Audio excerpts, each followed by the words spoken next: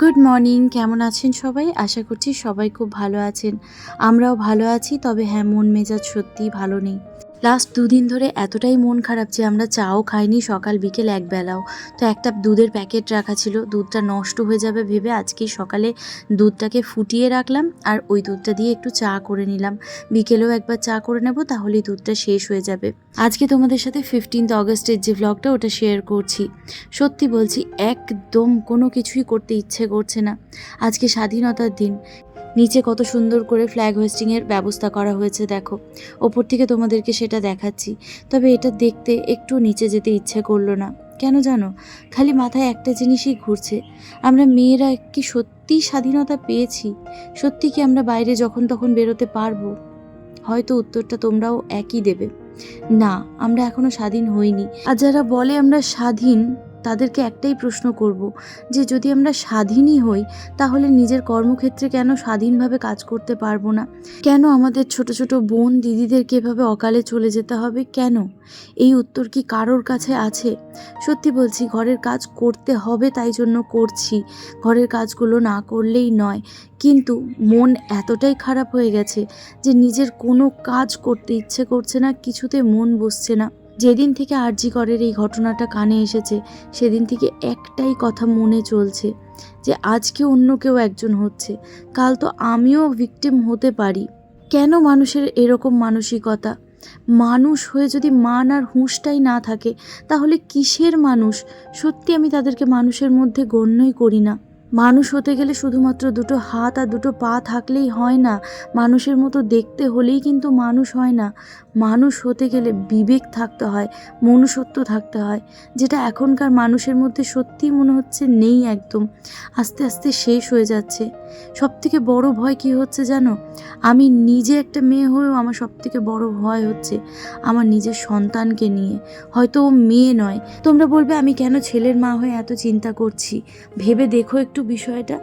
মেয়ের মাদের যতটা চিন্তা, ঠিক ততটাই চিন্তা কিন্তু একটা ছেলের মায়ের। ছেলেকে যদি সঠিকভাবে মানুষ করতে না পারি, সেই ছেলে কোন পথে চালিত হবে সত্যি কিন্তু বোঝা মুশকিল। তো সেই জন্য ছোট থেকে কিন্তু প্রতিটি মাকে তার মেয়ে সন্তান হোক বা ছেলে সন্তান, স্পেশালি ছেলে সন্তানকে খুব ভালো করে শিক্ষা দিতে হবে, যাতে সে বড় হয়ে অন্য মেয়েদেরকে সম্মান করতে শেখে। আর তার থেকেও বড় জিনিস মনে হয় অন্যের ব্যথায় সমব্যথী হওয়া। এটা ভীষণ দরকার, যেটা এখনকার বাচ্চাদের মধ্যে একদম নেই।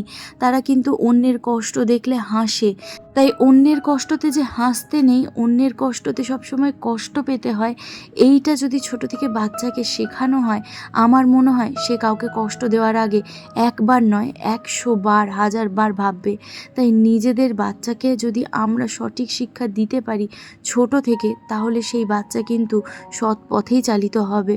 তাই আমার মনে হয় যারা আজকাল এই সব কাজগুলো করছে, তাদের মা বাবাদের শিক্ষাতে সত্যিই কোথাও না কোথাও ঘাটতি থেকেই যায়। তারা হয়তো ছোট থেকে ঠিক মতন বোঝান না ছেলে মেয়েদেরকে যে কিভাবে একটা মেয়ের সাথে ব্যবহার করা উচিত। বোঝালে হয়তো যে জিনিসগুলো আজকে ঘটছে বছরের পর বছর, দিনের পর দিন, সেগুলো ঘটতো না। তবে আমি সত্যিই আশাবাদী যে ঘটনাটাই ঘটেছে, সেই ঘটনার যারা দোষী তারা যেন শাস্তি পায় এবং এই ঘটনা যেন ফিউচারেও না ঘটে। তবে জানি সব খারাপ মানুষ তো পৃথিবী থেকে চলে যাবে না একবারে, কিন্তু সবসময় চেষ্টা করব আমাদের সন্তানদেরকে যেন একটা ভালো সুন্দর সমাজ আমরা দিতে পারি। আর তার জন্য আমাদেরকে কি করতে হবে জানেন? সবার প্রথমে তো যারা মা বাবা, তাদেরকে নিজেদের সন্তানকে ভালো শিক্ষা দিতে হবে। তা বলে এমনটা বলছি না যে আমাদের মা বাবারা ভালো শিক্ষা দেননি।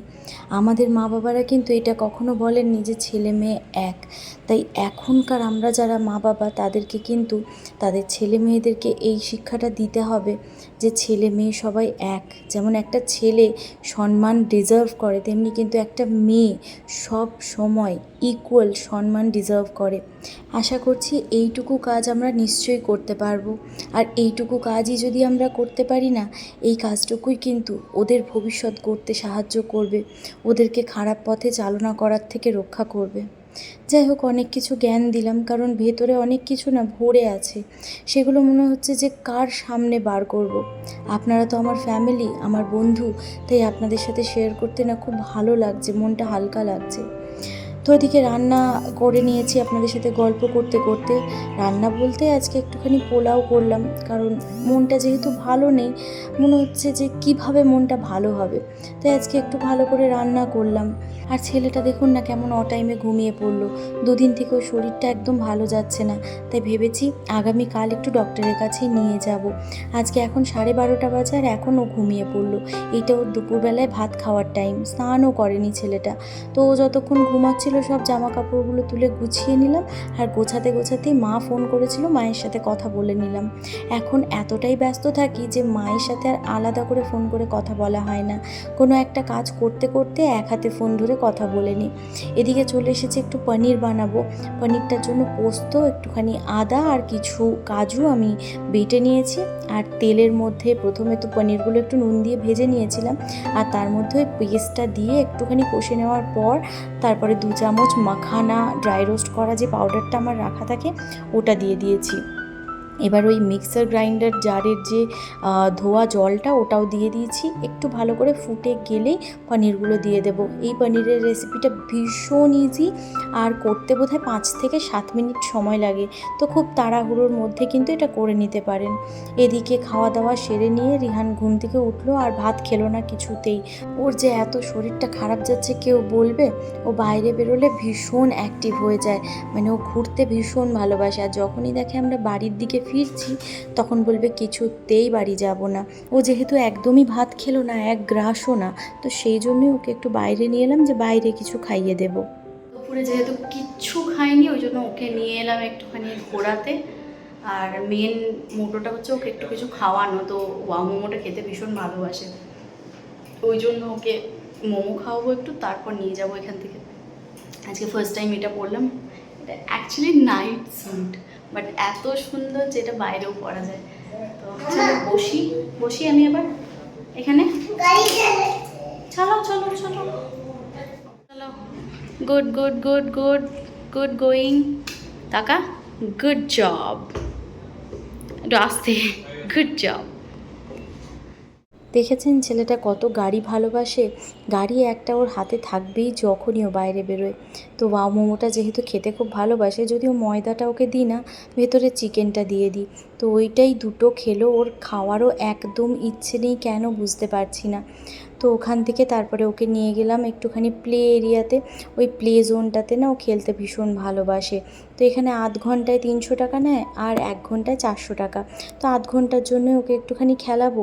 যেহেতু শরীর ভালো নেই, তাই চাই না যে খুব বেশি লাফাঝাপা করুক। এমনিতেও আজকে জানেন তো অবাক জিনিস হয়েছে, অন্যদিন এখান থেকেও বেরোতে চায় না, কিন্তু আজকে যখনই ওর আধ ঘন্টা হয়ে গেছে, ওকে বলেছি চলো বাবা আধ ঘন্টা হয়ে গেছে, ও কিন্তু বেরিয়ে চলে এলো। মানে বুঝতে পারলাম যে ওর শরীর সত্যিই ভালো নেই। যাই হোক, আমরা ফিরে গেছি, ফিরে একটুখানি অফিস রুমের চাদরটা পেতে নিচ্ছি। তো এই ভিডিওটা এখানেই শেষ করছি। ভিডিওটা ভালো লাগলে একটা লাইক করে দেবেন। টাটা।